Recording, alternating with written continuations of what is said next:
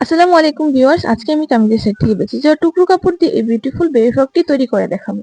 এখানে আমি দুইটি কামিজের সাইডের কাপড় নিয়েছি এবং ফার্স্টে আমি বডি শেপ অনুযায়ী তিনটি বডি পার্ট কেটে নিয়েছি। বডির সামনের পার্টের ডিজাইনটি করার জন্য আমি একটি বডি পার্টকে এইভাবে কেটে আরেকটি বডি পার্টের উপর এভাবে বিছিয়ে আমি বডির সামনের পার্টের ডিজাইনটি করে নিয়েছি। এখন আমি নিচের কলি পার্ট গুলো এইভাবে শেপ দিয়ে কেটে নেব। এখানে আমার টোটাল 12টি কলি হয়েছে। হাতার অংশটা আমি এইভাবে শেপ দিয়ে কেটে নেব। বডির এই পার্টে আমি চিকন পাইপিং ইউজ করার জন্য একটি কাপড়কে আড়াআড়ি করে কেটে এভাবে সাইড ধরে সেলাই করে নেব। সেলাইয়ের বাইরের অংশ এভাবে একটু একটু করে কাট করে দিব। কাপড়টাকে এভাবে ভিতরের দিকে ভাঁজ দিয়ে সাইড ধরে সেলাই করে নেব। আরেকটি বডি পার্টের উপর এই পার্টটি বিছিয়ে পেছনের বডি পার্টটিকে এর উপর দিয়ে তারপর কাঁধের সেলাইটা দিয়ে দেব। পিছনের বডি পার্টে বোতাম পট্টির ঘর করার জন্য কেটে একটি এক্সট্রা কাপড়কে এভাবে সাইড ধরে সেলাই করে এর উপর সেট করে আমি এইভাবে সাইড ধরে সেলাই করে নেব। তারপর এক্সট্রা অংশগুলো এভাবে ভেতরের দিকে ঢুকিয়ে সাইড ধরে চাপ সেলাই দিয়ে দেব।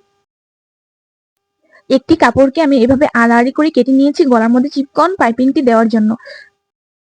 গলার মধ্যে পাইপিং এর কাপড়টিকে এভাবে সেট করে সেলাইয়ের বাইরের অংশে এভাবে একটু একটু করে কাট করে এভাবে ভাঁজ দিয়ে ভেতরের দিকে নিয়ে সাইড ধরে সেলাই করে নেব।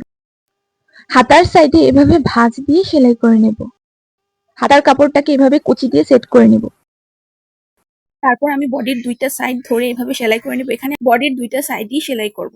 নিচের পার্টের কলিগুলো এভাবে একটার উপর একটা বিছিয়ে এভাবে সাইড ধরে সেলাই করে নেব। এভাবে আমি আরেকটি পার্টকে সাইড ধরে সেলাই করে নেব।